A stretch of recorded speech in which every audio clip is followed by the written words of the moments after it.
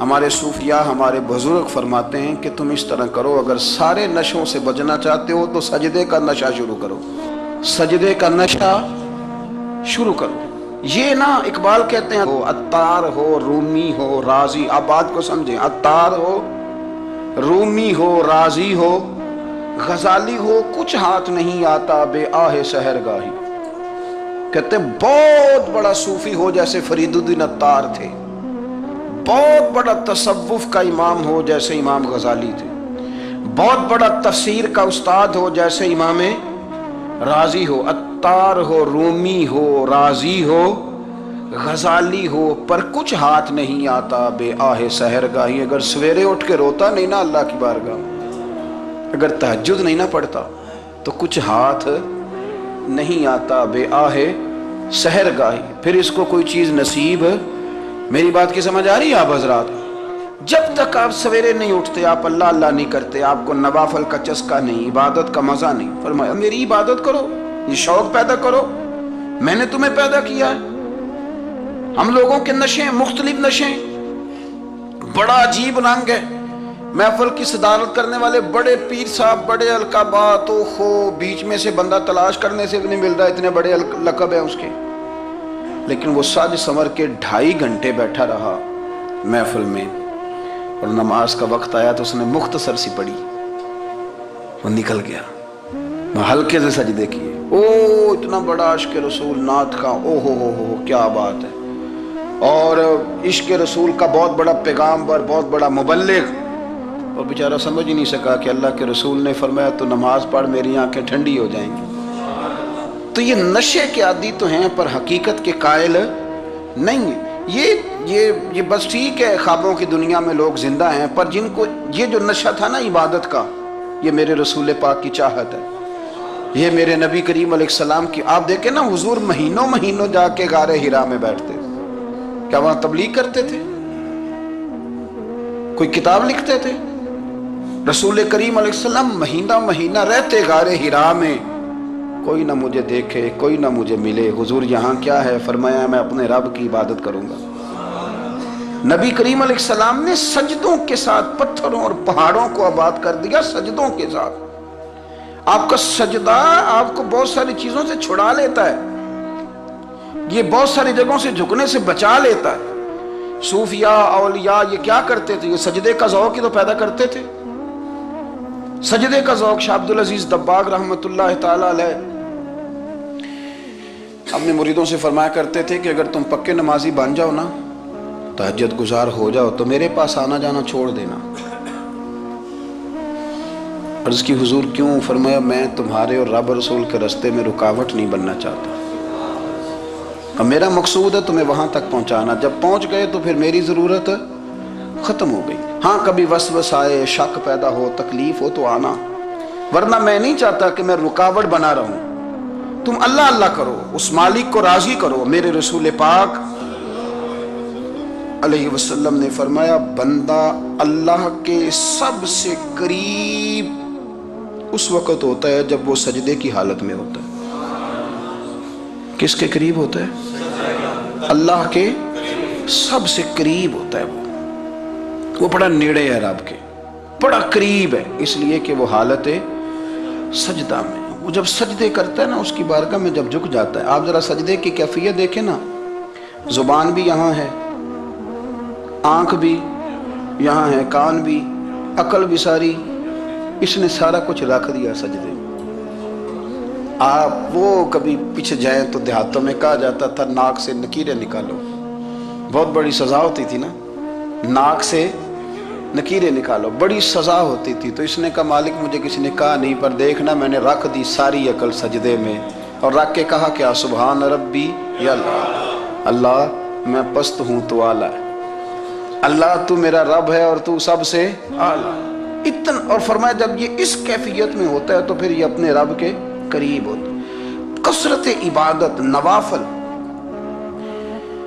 ہمارے ہاں عمرے کی قرآن اندازی محفلوں پہ ہونے لگ گئی ہے، حالانکہ حدیث سے ثابت نہیں۔ میں دوستوں سے کہتا ہوں جائز ہے، کرنی چاہیے، عمرے کی قرآن اندازی جائز ہے، پر کسی حدیث میں نہیں آئی کہ قرآن اندازی کرو عمرہ کرو. حدیث میں قرآن اندازی یہ آئی ہے کہ نبی پاک علیہ السلام نے فرمایا تمہیں پتہ چل جائے نا پہلی صف کا ثواب کتنا ہے تم قرآن اندازی کرو. عمرے کی قرآن اندازی کا تو پوسٹر چھپتا ہے, تو یہ والی قرآن اندازی کب ہونی ہے؟ ہونی چاہیے کہ نہیں؟ حضور نے فرمایا تمہیں پتہ چلے کہ اس کا ثواب کتنا تو تم قرآن اندازی کرو, تم قرآن ڈالو. جب آپ نماز پڑھ رہے ہوتے ہیں, جب آپ کا مصلی آباد ہوتا ہے, صلاح الدین ایوبی ایک بزرگ سے ملاقات ہو گئی, بیت المقدس پر قبضہ تھا عیسائیوں کا. تو صلاح الدین بڑے پریشان تھے. بابا جی کہنے لگے پتر کیا ہوا؟ کہنے لگے حضور پتہ چلا ہے دشمن کے 2 بحری بیڑے اسلحہ لے کے آ رہے ہیں. مسلمان پہلے ہی کمزور ہیں, اور اب اگر 2 بحری بیڑے اور آ گئے تو حضور مسئلہ بن جائے گا. تو میں پریشان ہوں کہ کس طرح یہ کم مسئلے والی ہماری فوج ہے کیسے مقابلہ کرے گی. تو بابا جی کہنے لگے پتر اس طرح کرنا, آج رات تو بھی دعا کرنا اور میں بھی کروں گا, تو بھی دعا کرنا. آپ ناراض نہ ہونا, ہم تو پیروں والے ہیں, ہم تو پیروں کے نوکر غلام ہیں, ہمارا تو گزارا ہی نہیں, ہمیں تو ملتا ہے سارا کچھ وہاں سے. پر میرا سوال یہ ہے کہ تعویذ لینے جاتے ہو نفل کیوں نہیں پڑھتے؟ رات اللہ اللہ کیوں نہیں کرتے؟ یہ بھی تو ہمارے بزرگوں کا ہی طریقہ ہے, انہوں نے تو ہمیں سکھایا ہے. صلاح الدین ایوبی سے بزرگوں نے کہا کہ رات آج نا اللہ اللہ کرنا, تو میں تیرے لیے دعا کروں گا, تو بھی دعا کرنا. تو بندہ جب دکھی ہوتا ہے تو سجدہ کرتا ہے, تو پھر ہی تو مصلی بھیگ جاتا ہے, پھر ہی تو مزہ آتا ہے. سکھی بندہ تو کعبے جا کے نہیں روتا. دکھی تھے, تکلیف تھی, تو سر رکھا سجدے میں تو تڑپ گئے. اور وہ بابا جی کہتے ہیں میں مسجد آیا تو صلاح الدین چیخے مار کے رو رہا تھا اور کہہ رہا تھا مالک میں کوئی اپنی شان کے لیے تو نہیں نہ لڑ رہا, اللہ کو میں کوئی قبضوں کے لیے تو نہیں لڑ رہا, مالک تیرے لیے لڑ رہا ہوں, مجھے بے آبرو نہ کرنا, میری مدد فرمانا. کہتے ہیں میں آیا تھا کہ مسجد میں دعا کروں گا, پر صلاح الدین ایوبی کو روتے دیکھا تو میں لوٹ گیا. تو سویرے صلاح الدین ملے تو بڑے خوش تھے. میں نے کہا پتر کیا ہوا؟ کہنے لگے حضور وہ بحری بیڑے 2 آ رہے تھے نا اسلحہ لے کے, دونوں ڈوب گئے پانی میں ڈوب گئے. تو بابا جی کہنے لگے صلاح الدین وہ پانی میں نہیں ڈوبے, وہ تیرے آنسوؤں میں ڈوب گئے, وہ غرق ہو گئے. وہ جو تو نے مصلی بات کیا تو وہ تیرے آنسوؤں میں ڈوب گئے, وہ غرق ہو گئے, وہ تباہ اتنے قیمتی تھے تیرے آنسو کے بہا لے گئے دشمن کے بحری بیڑوں کو. میرے بھائی ٹھیک ہو گیا جی, میرے عزیز سمجھ لیں اس بات کو ہمیشہ کے لیے, اور اس پر غور کر لیں اچھے طریقے سے کہ میرے رسول کریم سید عالم صلی اللہ علیہ وسلم نے نا ہماری توجہ دلائی, حضور نے ہمیں بتلایا, ہمارا ذوق بڑھایا عبادت کی طرف. ایک صحابی تھے حضرت ابو فاطمہ رضی اللہ تعالیٰ عنہ, یہ ترمذی شریف کی حدیث ہے. نبی پاک علیہ السلام نے فرمایا ابو فاطمہ قیامت کے دن مجھ سے جلدی ملنا چاہتے ہو کہ دیر کے ساتھ؟ تو کہنے لگے حضور کون ہوگا جو دیر سے ملنا چاہے گا, ہم نے تو جان دے دی وعدہ دیدار پر. اعلیٰ حضرت فرماتے ہیں جان دے دی وعدہ اور نقد اپنا دام ہو ہی جائے گا. مجھے لگتا ہے کہ یہ سودا نقد و نقد ہو جانا ہے, چونکہ ہم نے جان دے دی وعدہ دیدار پر. آپ نے وعدہ کیا تھا کہ مریں گے تو پھر زیارت ہوگی, تو مر گئے ہم زیارت کی خاطر. جان دے دی وعدہ دیدار پر, تو نقد اپنا دام ہو ہی جائے گا. اے رضا ہر کام کا ایک وقت ہے, دل کو بھی آرام ہو ہی جائے گا. تو حضرت ابو فاطمہ رضی اللہ تعالیٰ عنہ سے نبی پاک صلی اللہ علیہ وسلم نے فرمایا جلدی ملنا چاہتے ہو کہ دیر سے؟ اس کی حضور فٹافٹ ملنا ہے, میں نے قیامت کے دن آپ سے جلدی ملنا ہے.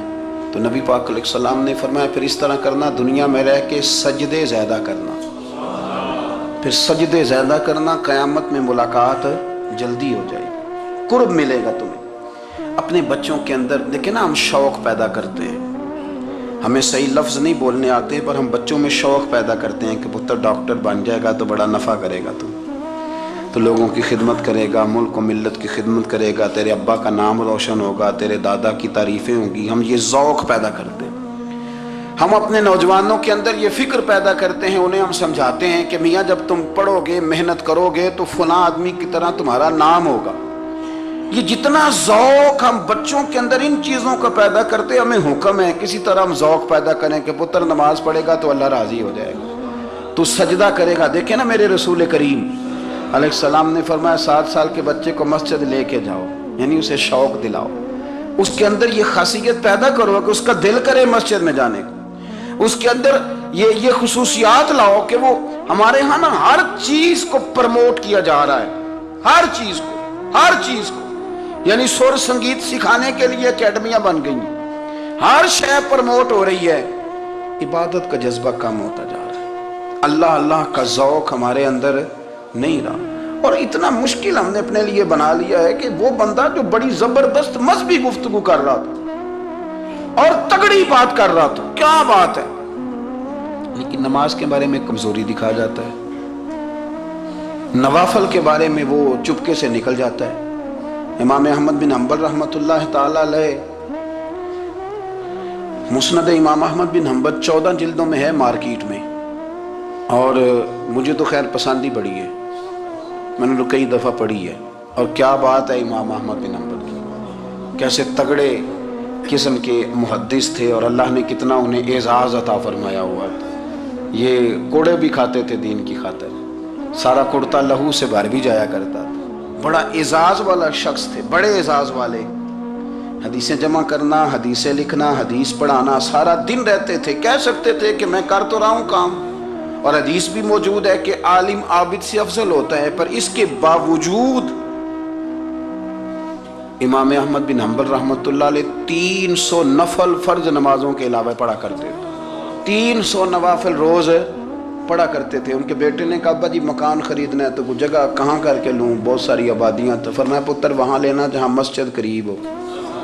میرے رسول کریم سید عالم صلی اللہ علیہ وسلم اتنا پسند کرتے مسجد کو، اتنا پسند کرتے نماز کو، کہ رسول کریم صلی اللہ علیہ وسلم تہجد کی نماز بھی پڑھتے، پھر حضور فجر کی نماز بھی پڑھتے، نبی پاک وتر کو الگ کر کے پڑھتے، عشاء کے ساتھ نہیں پڑھتے۔ یہ تو ہم اس لیے اجازت دی ہمارے بزرگوں نے کہ بعد میں اٹھے گا کون علیحدہ وتر پڑھنے کے لیے، عشاء کے ساتھ پڑھ لے، وتر پڑھتے، تہجد پڑھتے، فجر پڑھتے، اشراق پڑھتے، چاشت پڑھتے، پھر مغرب کی نماز کے بعد 6 رکعت اوابین پڑھتے، پھر رات کو صلاۃ اللیل پڑھتے۔ سیدہ عائشہ صدیقہ کہتی ہیں زمانہ سو جاتا اور میرے رسول مصلی بچھا کے کھڑے ہو جاتے، او یار کھیتی باڑی کر کے نہیں، محنت مزدوری کر کے نہیں، جناب عائشہ کہتی ہیں میں یہ بھی دیکھتی کہ حضور ایک آیت شروع کرتے تو ساری رات اسی کو پڑھتے، اور میری نظر جاتی تو قدم مبارک پہ ورم آ جاتا۔ یار نماز پڑھ کے اتنی مشقت کر کے، اتنی جد و جہد کر کے ورم آ گیا، یا رسول اللہ اتنی محنت کیوں کرتے ہو؟ فرمایا افلا اکون عبدا شکورا، کیا میں اپنے رب کا شکر گزار بندہ نہ بنوں؟ صحابہ کا ذوق عبادتوں کا، ریاضتوں کا، تلاوتوں کا، طبیعتیں ان کی، وہ ایک دوسرے کو، حضرت مولا علی شیر خدا کرم اللہ تعالی وجہہ الکریم کے زمانے میں روم کے بادشاہ نے کہا یار یہ مسلمانوں کا پتہ تو کرو، یہ آخر کیوں اتنے زیادہ مجاہد ہیں؟ اس زمانے میں جاسوس بھیجنے کا مزاج تھا، اب تو جاسوس پکڑا جاتا ہے، اب تو جاسوس ہے، اور جاسوسی کا شوق ویسے آج بھی ہے۔ عرض کروں تھوڑی سی بات اس عنوان سے، پتہ ہے کیا ہمارا مسئلہ ہے؟ ہم جہاں جاتے ہیں نا وہاں تھوڑی خوشبو سونگنے کی کوشش کرتے ہیں، وہ کیا ہے تو یہ کیا ہے تو ادھر کیا ہے تو تھوڑا سا ادھر کیا ہے۔ میرے رسول پاک پڑھیے درود شریف، سارے پڑھیے ذرا زور سے، صلی اللہ تعالی۔ نبی پاک علیہ السلام نے فرمایا جاسوسی نہ کرنا ورنہ تم بندوں کو خراب کر دو، اور فرمایا اس طرح نہ ہو کہ تم کسی کے اب کھول نہ نکلو تو تمہارے پہلے کھول جائیں۔ یہ جو ذوق ہے نا یہ ختم کریں، چھوڑیں، مطلب آپ کس چکر میں پڑے ہوئے ہیں، اتنی زیادہ توجہ کرنے کی کیا ضرورت ہے؟ نے کام سے کام رکھیں، اس میں بندہ تھوڑا سا نا آسان رہتا ہے۔ یہ جو بہت زیادہ ٹٹولنے والے لوگ ہوتے ہیں نا وہ بیچارے پھر عمر ٹٹولتے ہی گزار دیتے ہیں، اس لیے کہ مزاج ہی بہت پکا ہے، گوری کا منہ کھول کے اندر تک ہاتھ ڈالنا، تو پھر کئی دفعہ سامنے سے بچھو بھی لڑ جاتا ہے، خرابی ہوتی ہے۔ تو جاسوسی کی جاتی تھی، اس نے بھی جاسوس بھیجے، کیونکہ قبیلوں کے لوگ تھے، کچھ مسلم کچھ کافر، پہچانے نہیں جاتے تھے لوگ، تو کچھ لوگ اس نے بھیجے، انہوں نے آ کے نا تحقیق کی، ریسرچ کری کہ آخر ماجرا کیا ہے، تو واپس جا کے انہوں نے رپورٹ دی نا روم کے بادشاہ کو۔ اس رپورٹ کا ایک جملہ بڑا شاندار ہے، وہ کہنے لگا بادشاہ ہمیں مسلمانوں کی کوئی سمجھ نہیں آئی، ہمیں کوئی سمجھ نہیں آئی۔ انہوں نے کہا کیوں نہیں سمجھ آئی؟ کہنے لگے یار عجیب بندے ہیں، جب رات مصلے پہ بیٹھتے ہیں تو یوں لگتا ہے ان کا دنیا سے رشتہ ہی کوئی نہیں، کوئی کسی کو نہیں جانتا، کوئی اپنے دکھ سنا کے رو رہا ہے، کوئی اپنی بات کر کے رو رہا ہے، لگتا ہے کہ ان کا کوئی رشتہ ہے ہی نہیں جب مصلے پہ بیٹھتے ہیں۔ اور فرمایا جب سویرے یہ جہاد کرنے نکلتے ہیں تو لگتا ہے ان سے زیادہ دلیر ہی کوئی نہیں۔ حالانکہ جو مصلوں پہ رونے دھونے کے لوگ ہوتے ہیں وہ کئی دفعہ جہاد میں کام نہیں کرتے، لیکن عجیب لوگ ہیں کہ رات کے راہب ہیں، دن کے مجاہد ہیں، کوئی سمجھ نہیں آتی۔ میرے عزیز، ان لوگوں نے مصلی آباد کر کے رکھا، تلاوتیں ان کا ذوق رہی، منظر روز پڑھنا، اسباق پڑھنا، وظائف پڑھنا، یہ ان کا ذوق رہا۔ اعلیٰ حضرت بریلوی رحمت اللہ نے 1000 کتاب لکھی ہے، لیکن الوظیفۃ الکریمہ کے نام سے جو وہ صبح و شام وظائف پڑھتے تھے وہ الگ انہوں نے ان کو بیان کیا، پابندی کے ساتھ اپنی اللہ اللہ کرتے۔ شیخ شہاب الدین سہروردی رحمت اللہ علیہ، اس پر ایک بندے نے اعتراض کیا، اس نے کہا جی آپ کس قسم کے صوفی ہیں، مرید بیٹھے ہیں اور آپ وہاں نفل پڑھ رہے ہیں؟ یہ بھی بڑا مسئلہ ہوتا ہے نا، جو بندہ ملنے آتا ہے وہ اپنے ٹائم کے حساب سے آتا ہے، اور پھر اس کا یہ بھی خیال ہوتا ہے کہ پیر صاحب جو ہیں وہ چونکہ درویش ہیں تو نہ انہیں روٹی کھانی چاہیے نہ سونا چاہیے، چونکہ وہ درویش ہیں، اور ہم چونکہ درویشوں کے ماننے والے ہیں لہذا ہمارا یہ طریقہ ہونا چاہیے کہ جیسے ہم کہیں درویش ویسے ہی کر جائے۔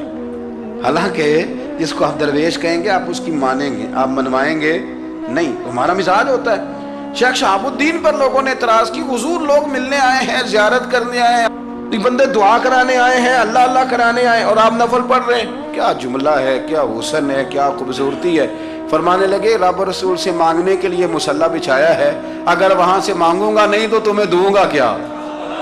پہلے مجھے کچھ لے تو لینے دو، اگر میرے پلے کچھ ہے ہوگی تو آگے دوں گا نا، تو میں مانگنے گیا تھا کہ یا اللہ دے تیرے بندے لینے آئے دے، تو میں کچھ لوں گا تو آگے دوں گا نا۔ لیکن ہمارا یہ سٹیٹس، یہ مزاج، یہ شعور نہیں ہے۔ گپیں، کہانیاں، داستانیں، گفتگو، خطابت، واز، کیا بات، لیکن اگر کچھ کرنے کا کام ہو تو وہ نہیں ہم سے ہوتا۔ میرے نبی کریم علیہ السلام نے مصلی سے دل لگانے کا درس دیا، حضور نے توجہ دلائی، صحابہ اس ذوق کے حامل لوگ تھے، وہ کوشش کرتے تھے۔ جناب صدیق اکبر رضی اللہ تعالیٰ عنہ کا عبادت کا مزاج ہمیشہ قائم رہا۔ حضرت عمر فاروق ساری رات اللہ کے حضور کھڑے رہے۔ حضرت عثمان غنی رضی اللہ تعالیٰ عنہ عشاء کی نماز پڑھ کے 2 رکعتوں کی نیت باندھتے تھے، 15 سپارے پہلی رکعت میں پڑھ دیتے اور 15 سپارے قرآن مجید کے دوسری رکعت میں پڑھ دیتے۔ آپ نے نا حضرت عمر فاروق کے وصال کے بعد ان کی ایک بیوہ سے نکاح کیا، حضرت عثمان غنی نے نکاح کیا۔ وہ خاتون آپ کے نکاح میں آئیں تو عرض کرنے لگی امیر المومنین میرے لیے اعزاز تو بہت ہے کہ میں امیر المومنین کی بیوہ تھی تو امیر المومنین کی منکوحہ ہو گئی ہوں، لیکن حضور نہ تو میں جوان ہوں کہ میرے اندر رغبت ہوتی اور نہ میں اب اس قابل ہوں کہ کوئی خدمت کر سکوں، میرے ساتھ نکاح کی وجہ کیا بنی؟ تو عثمان غنی رو پڑے، فرمانے لگے میں نے عمر فاروق کو مسجد میں اپنے رب سے ڈرتے ہوئے دیکھا ہے، میں نے اسے روتے ہوئے دیکھا ہے، عدل کرتے دیکھا ہے، انصاف کرتے دیکھا ہے، امت کی خیر خواہی کرتے دیکھا۔ تمہارے ساتھ نکاح اس لیے کیا ہے کہ تم مجھے یہ بتاؤ کہ عمر فاروق گھر کے اندر اپنے رب کو کیسے راضی کرتے ہیں، گھر کے اندر کیسے راضی کرتے تھے، وہ طریقے بتلاؤ، تم بتاتی جانا اور میں بھی اسی طرح گھر میں عبادت کروں۔ میرے رسول کریم علیہ السلام نے ارشاد فرمایا، حضور فرمانے لگے جس گھر میں اللہ کا ذکر ہوتا ہے وہ گھر زندوں کا ہے، اور جس گھر میں رب کریم کا ذکر نہیں ہوتا وہ گھر زندوں کا نہیں ہے۔ گھر نا ہم نا کتابوں میں پڑھتے ہیں کہ ایک بزرگ کہتے ہیں، حضرت فضیل بن عیاض کہتے ہیں کہ میں ایک گلی سے گزر رہا تھا تو گھر کے اندر کسی قاری صاحب نے قرآن کی آیت پڑھ دی، وَلِمَنْ خَافَ مَقَامَ رَبِّهِ جَنَّتَانِ، میں میرے کانوں سے ٹکرائی تو اللہ نے میری کایا ہی پلٹ دی، میں توبہ کر گیا۔ اب گھر کے اندر سے آواز آئے تو صحیح نہ تلاوت کی، پر اندر سے آواز آتی نہیں، یا ڈیک بجنے کی آواز آتی ہے، یا ٹی وی چلنے کی آواز آتی ہے، یا دھوم مچانے کی آواز آتی ہے۔ عبادت کا وہ جو خاص شوق تھا، وہ جو حسن تھا، وہ جو توانائی تھی، وہ جو بات تھی۔ ایک جگہ پہ ہم بیٹھے تھے تو وہاں ایک صاحب آئے اور انہوں نے آتے ہی کہا کہ مہربانی کریں ذرا مجھے مصلی دے دیں، میرے نہ کچھ نفل رہ گئے۔ تو میں نے وضو کر لیا تو کوئی مصلی مل جائے، مصلی انہیں دے دیا گیا، وہ مصلی لے کے چلے گئے تو پیچھے ایک صاحب نے تبصرہ کیا، کہنے نے کتنا ریاکار بندہ ہے، لوگوں کو دکھا رہا ہے کہ میں نفل پڑھتا ہوں، ہے کو بات کرنے والی؟ میں نے اسے کہا، میں نے کہا تو مہربانی کرنا، اس طرح کی ریاکاری تو بھی کر، پکڑ مصلی اور جا تو بھی تھوڑی ریاکاری کر کے آ، اٹھ ذرا شکر کر، کوئی یہ ریاکار بھی ملا ہے، کوئی نفل پڑھ کے ریاکاری کر رہا ہے اللہ کا۔ میں کہتا ہوں کو پڑھے تو صحیح نہ یار، یہ کوئی دور ہے نفل پڑھنے کا؟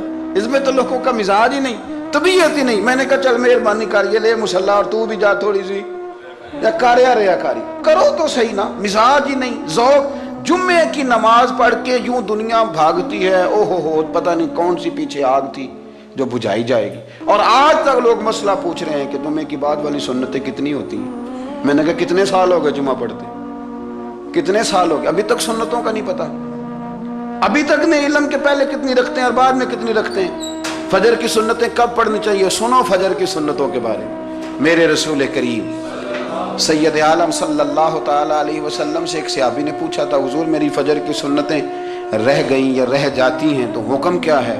کیا انداز ہے حضور کا؟ بخاری مسلم کے لفظ سنو، حضور سید عالم صلی اللہ علیہ وسلم فرمانے لگے، اس نے کیا پوچھا تھا، حضور جواب کیا دیتے ہیں؟ فرمایا فجر کی سنتیں کبھی نہ چھوڑنا، فجر کی پہلی 2 سنتیں کبھی نہ چھوڑنا۔ یا رسول اللہ صلی اللہ تعالی علیہ وسلم میری رہ گئی ہیں، رہ جاتی ہیں، فرمایا فجر کی 2 سنتیں نہ چھوڑنا، فرمایا فجر کی پہلی 2 سنتیں مجھے دنیا اور دنیا کے اندر جو کچھ ہے وہ سب سے زیادہ پیاری ہے۔ فجر کی 2 سنتیں دنیا اور دنیا میں جو کچھ ہے مجھے وہ سب سے زیادہ پیاری ہیں، اس لیے فجر کی سنتیں نہ چھوڑنا۔ اپنا ذوق، اپنی طبیعت، ہم نے نا ذوق غلط بنا لیا۔ اگر 20 بندے کہہ بھی دیں گے تو نے بڑی شاندار تلاوت کیا تو کیا اس سے بنے گا؟ 100 بندہ کہہ بھی دے تیری کیا بات ہے، کیا بات ہے نعت خاں کی، کیا بات ہے علامہ صاحب کی، پیر صاحب کی، پیر مہر علی شاہ صاحب رحمت اللہ علیہ، آپ تشریف فرما تھے تو آپ کے ایک ہی بیٹے بابو جی جن کو کہا جاتا ہے، جس دن صاحبزادے پیدا ہوئے تو خادم نہ وہاں سے نکلا۔ ان لوگوں کے شوق اور طرح کے تھے نا، تو ان کی توجہ بھی اپنے شوق کی طرف رہتی، تو خادم نکلا اندر سے، پیر صاحب مبارک ہو، پیر صاحب مبارک ہو، پیر صاحب مبارک ہو، پیر صاحب مبارک ہو، شور کر رہا ہے۔ تو پیر صاحب کو وجد ہو گیا، اللہ اکبر اللہ اکبر اللہ، وہ کیا ہوا، کس بات کی مبارک دے رہے ہو؟ عرض کی حضور اللہ نے بیٹا دیا ہے۔ تو آپ فرمانے لگے اچھا حضور آپ کیا ہوا، آپ تو پریشان ہو گئے۔ فرمانے لگے جب تو نے 3 دفعہ کہا نا مہر علی کو مبارک ہو تو میں سمجھا تھا شاید تجھے کسی نے بتا دیا ہے کہ مہر علی سے اللہ راضی ہو گیا، میں سمجھا تھا کہ شاید تو یہ خبر لے کے آیا ہے کہ کسی نے بتایا ہے کہ مجھے آج خبر ملی ہے کہ مہر علی سے رب اچھا پتر ہوا ہے، الحمدللہ اللہ کا شکر ہے، پر میرے لیے مبارک کا دن وہ ہوگا جب میرا رب کہے گا کہ میں مہر علی سے راضی ہوں، میرے محبوب کہیں گے کہ میں مہر علی سے، آپ بات کو سمجھیں۔ شوق ہی کسی اور طرف تھا، دل ہی کہیں اور لگا ہوا تھا، طبیعت ہی کہیں اور مائل تھی۔ کوئی وظیفہ پوچھتے تھے تو پڑھتے تھے وہ لوگ، کچھ اللہ اللہ انہیں بتائی جاتی تھی تو کرنے کا ذوق رکھتے تھے، طبیعت تھی، قائل تھے۔ حضرت ربیع کہتے ہیں میں بڑی دور سے سفر کر کے گیا حضرت اویس کرنی سے ملنے، بڑی دور سے، اور جب میں پہنچا تو فجر کا وقت تھا، تو حضرت اویس کرنی کو میں نے پا لیا، تو وہ نماز پڑھ کے نا قرآن شریف لے کے بیٹھ گئے۔ فرماتے ہیں اشراق چاشت کا وقت ہوا تو نفلوں کی نیت باندھ لی۔ محدث ابن الجوزی نے لکھا ہے، فرماتے ہیں پھر جب زوال کا وقت ہوا تو مسجد میں جھاڑو دینے لگ گئے، زور کی نماز پڑھ کے تو عصر کی تیاری تک وہ مسجد میں بیٹھے رہے، اور میرے نبی پاک علیہ السلام نے فرمایا جو نماز کے انتظار میں بیٹھا ہو وہ نماز ہی میں ہے، وہ نماز ہی میں ہے۔ فرمایا میری دنیا میری امت کی جو رہبانیت ہے نا وہ اتنی ہے کہ نماز کا انتظار کرے، اذان کے بعد نماز کا یہ راہب ہے، یہ اس وقت چھوڑ کے بیٹھے ہیں سارا کچھ۔ فرماتے ہیں عصر تک انہوں نے اللہ اللہ کی، پھر مغرب تک کی، عشاء کی نماز ہوئی تو نماز پڑھی تو وہ تھک گئے، اب مجھے وہ فارغ ہوں مصلی چھوڑے تو میں ملاقات کروں نا، یہ آپ حیران نہ ہو کہ اتنی دیر بندہ کیسے اللہ اللہ کر، ہم نے کی نہیں نا اس لیے ہم پریشان ہیں، جو عادی ہوتے ہیں وہ کر بھی لیتے ہیں، وہ یہ کام، میری بات کی سمجھ آ رہی ہے؟ جب جاتے ہو کسی دفتر میں تو 8 گھنٹے کھڑے رہ لیتے ہو نا، مجبوری ہوتی ہے تو کھڑے رہا جا سکتا ہے۔ پاسپورٹ کے دفتر بولیے، امیگریشن کی لائنوں میں، اور میں نے تو ایمبیسیوں میں بندے 12 گھنٹے پہلے جا کے کھڑے دیکھے، رہ لیتے ہیں کھڑے. تو اگر ان کاموں کے لیے رہا جاتا ہے تو اللہ رسول کے لیے بھی کھڑے رہا جا سکتا ہے. تو فرمانے لگے کہ جب عشاء کی نماز کے بعد آخر انسان تھے, تھک گئے, نیند کا غلبہ ہوا, تو تھوڑی ایسے آنکھ بند ہوئی تو کھلی تو رونے لگے. حضرت ویسے کر لیا, رو کے کہنے لگے مالک مجھے غافل تو نہ کر, ابھی میں نے کیا بھی کچھ نہیں, دن ختم ہو گیا, کوئی نفل نہیں, کوئی اللہ اللہ نہیں, اللہ مجھے غافل نہ کر, میری مدد فرما. فرماتے ہیں جب وہ روئے تو میرے ساتھ جو شخص تھا, میں نے کہا اٹھو چلیں. کہنے لگا حضور ملنا نہیں. فرمایا جو میں لینے آیا تھا وہ مجھے مل گیا, جو میں ان سے سیکھنے آیا تھا وہ مجھے نصیب ہو گیا, اب اور میں نے کیا لینا, ختم ہو گئی بات, اٹھو چلیں. اللہ کے بندوں نے حضرت ربیہ بن کعب اسلمی رضی اللہ تعالیٰ عنہ فرماتے ہیں, کہتے ہیں جب بنو قریظہ اور بنو نذیر یہودیوں کے ساتھ حضور علیہ السلام نے جنگ کا اعلان فرمایا تو وہ دشمن ہو گئے. ہمیں خطرہ تھا کہ وہ رات کو کہیں محبوب کو تکلیف نہ دیں, تو کچھ لوگ نا تلواریں لے کے نبی پاک کے دروازے پہ پہرے داری کرتے تھے. گن مین رکھنا حرام نہیں, اگر کسی کو واقعی خطرہ ہو تو اس کے لیے سنت بھی ہے. حضرت علی المرتضیٰ تلوار لے کے حضور کے گھر کا پہرا دیتے تھے. حضرت ربیہ بن کعب اسلمی رضی اللہ تعالیٰ عنہ فرماتے ہیں کہ رات میری ڈیوٹی تھی کہ میں حضور کے گھر کا پہرا دوں گا. تو فرماتے ہیں میں باہر سن رہا تھا, ساری رات ہی میرے نبی پاک نے اللہ کی تسبیح پڑھی, ساری رات, کبھی تسبیح, کبھی تحلیل, کبھی تحمید, کبھی تکبیر, ساری رات. فرماتے ہیں ساری رات حضور پڑھتے رہے اور ساری رات ہی میں سنتا رہا. مجھے اونگ آ گئی, میری آنکھ لگ گئی, حضور ابھی پڑھ رہے تھے, میں تھک کے سو گیا. اور فرماتے ہیں جب میری آنکھ دوبارہ سے کھلی تو میرے کانوں میں پھر کوئی چیز گونجی, تو میں نے کان لگایا تو میرے حبیب ابھی بھی اللہ کو یاد کر رہے. ساری رات حضور رب کی عبادت کرتے. اسی لیے تو کہا یا ایھا المزمل قم اللیل الا قلیلا, حبیب ساری رات تو نہ جاگا کر, تھوڑا آرام بھی کر لیے گا. میرے بھائی اپنا مصلی, اپنی عبادات, اپنے وظائف, اللہ اللہ جو آپ نے کسی سے سیکھی ہے اس کو کبھی کمزور نہ ہونے دیں. شجرہ شریف جو کسی بزرگ سے آپ لے لیتے ہیں تو کیا رسم ہے کوئی, اس پہ کچھ لکھا ہوتا ہے, وہ پڑھنے کے لیے دیا جاتا ہے. اس پہ لکھا ہوتا ہے کہ یہ اللہ اللہ آپ نے کرنی ہے. ساری زندگی کسی اسکول میں داخل ہو گئے اور وہاں جا کے آپ نصاب ہی نہ پڑھیں, کتاب ہی نہ کھولیں تو پاس ہو جائیں گے. وہ کہتے ہیں میں 20 سال جاتا رہا ملا کچھ نہیں. تو آپ نے لیا کیا ہے, ایک اتنی سی کتاب تھی, اس کو تو کھول کے آپ دیکھ نہیں سکے, اس کے وظائف تک تو رسائی نہ ہوئی. اس لیے کہ اللہ اللہ کرنا مشکل ہے اور تصویر کھنچانا یہ آسان کام ہے. تو جو آسان ہے اس طرف ہماری توجہ لگی رہتی ہے اور جو مشکل ہے اس طرف ہم ذوق پیدا نہیں کرتے. یا ایھا الناس اعبدوا ربکم الذی خلقکم والذین من قبلکم لعلکم تتقون, اے لوگوں اس رب کی عبادت کرو جس نے تمہیں پیدا کیا اور تم سے پہلوں کو پیدا کیا, اس لیے عبادت کرو کہ تم پرہیزگار ہو جاؤ گے. مالک سمجھنے کی توفیق عطا فرمائے.